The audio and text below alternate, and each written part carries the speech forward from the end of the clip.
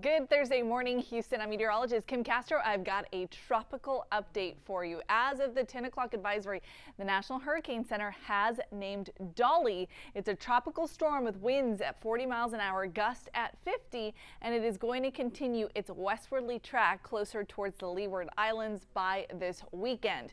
So here's the latest timeline. Leeward Island impacts will start right around Saturday afternoon through the evening, and then it is expected to continue closer towards Puerto Rico, closer towards the British Virgin Islands by Sunday into Monday. Now, the main impacts from Dolly will be its rain bands. So a couple of inches of rain in a short amount of time will lead to some flash flood concerns for the area. No tropical watches or warnings are issued just yet, but this will be something that we continue to monitor throughout the next couple of days.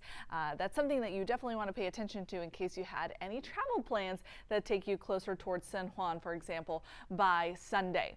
Notice it's moving at a pretty healthy jog, 24 miles an hour, and right now it has pretty favorable conditions, but I don't think that's going to last too long, and I'll tell you why here in a second. But yes, Dolly is our fourth named storm of the season. It took us a while to get here, but now it has formed its center of circulation.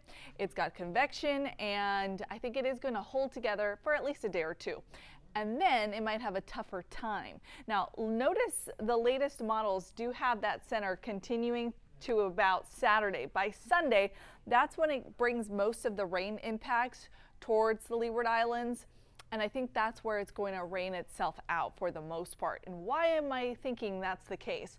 Well, because for now, it is not inhibited by wind shear. Notice it is just south of where most of the upper level winds are concentrated right now. So that's why it has favorable conditions. It's got warm sea surface temperatures, which allow for it to continue to fuel up. And it's got low wind shear for the moment, which allow it to continue to grow in the vertical. Now, as it continues to track towards the west, it's still going to hold on to the warm sea surface temperatures. However, it is eventually going to run into some pretty substantial upper level winds, and at that point it would tilt the storm, and then it would prevent it from continuing to grow, and it might even prevent it from continuing to sustain its tropical storm force strength.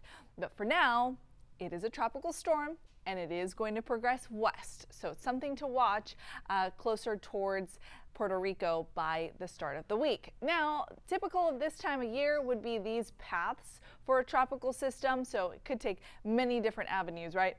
Most likely, it takes the trajectory that it's on right now, which is Leeward Islands, closer to Puerto Rico and the British Virgin Islands. Most storms that develop in August and September either fizzle out here or curve out to sea. Right now, because of its southerly track, I do think that most of the rain impacts will be right in this area, and then that's where it'll dissipate. However, we can't turn our back on this because this time of year, some of those storms, if they hold together, could have impacts down the road. Now, our impacts are limited this season, thankfully, because of the El Nino. So we've only had 4 named storms now, much less active than the Pacific Basin, and it's because of the trade winds. So in a normal season, the trade winds push warm sea surface temperatures towards the eastern portion, from the eastern portion of the Pacific towards the western side, so closer towards Asia. When the trade winds weaken, which is what we're seeing this season, that warm water, the fuel, all the activity tends to happen on the Pacific Basin.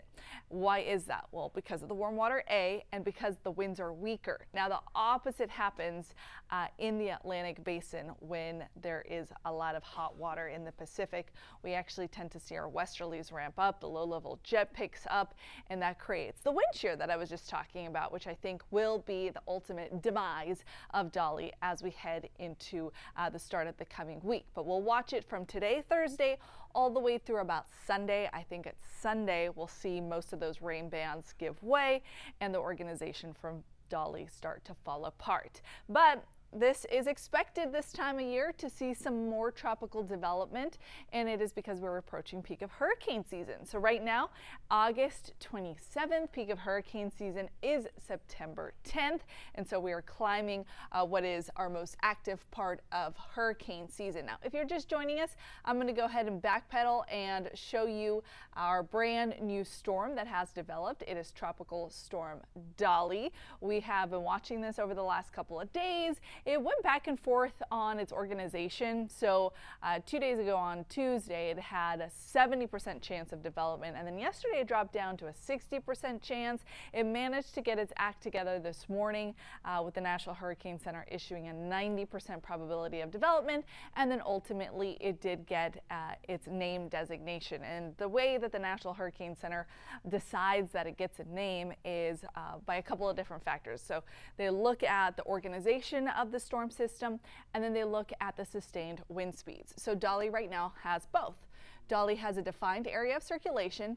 There it is. So it went from a low pressure system into a tropical storm. And this happened about an hour ago. Notice it's got 40-mile-an-hour winds. A tropical storm needs 39. And then it's got gusts at 50 miles an hour. So the criteria is met. We've got Tropical Storm Dolly.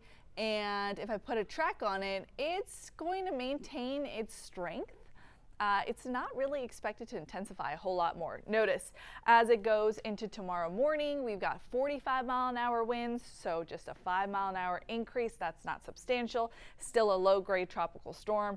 That continues through Friday evening, Saturday morning, and then at this point, once we transition from Saturday morning into Saturday afternoon, this is where I'm expecting it to encounter those upper-level winds that we talked about. So that's why it starts to weaken a little bit, and of course with some land interaction for the Leeward Islands, for Guadeloupe, for Anguilla, that's where we start to see it fall apart. Not before, bringing the potential of some torrential downpours and the threat of some mudslides in the area. So just stick with us throughout the next few days as we watch Dolly rain itself out. If anything changes, of course, you could check back in with us and we will let you know about it first. All right, have a great day, and don't forget, we are tracking some afternoon thunderstorms today as well. So heavy downpours and some gusty wind. That's something that we'll be watching from 6 o'clock in the afternoon all the way through 10 p.m. That's the current time frame. We'll see you for our next newscast, which is the news at noon.